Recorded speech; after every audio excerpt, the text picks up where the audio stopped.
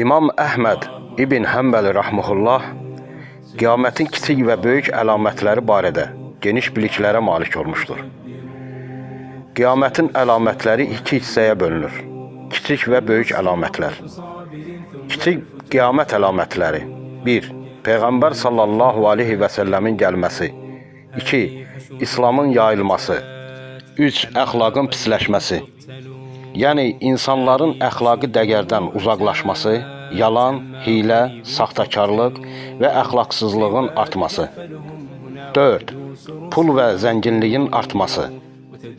Yəni insanlar arasında maddi məsələlərə diqqətin artması, pulların çoxalması, amma əxlaqi boşluğun yaranması. 5. Zuhur edən fitnələr. Müxtəlif daxili və xarici fitnələr, müharibələr və sosial narazılıqların artması. 6.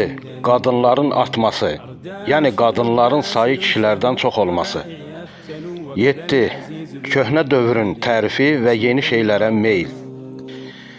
Yəni hadisələrə əsasən insanlar köhnə zamanları arzulayacaq və yeni dövrə qarşı soyuq münasibət bəsləyəcəklər. İmam Əhməd rəhməhullahın qiyamətin böyük və kiçik əlamətləri ilə bağlı fikirləri əsasən məşhur Müsnəd adlı hədis toplusunda qeyd edilmişdir.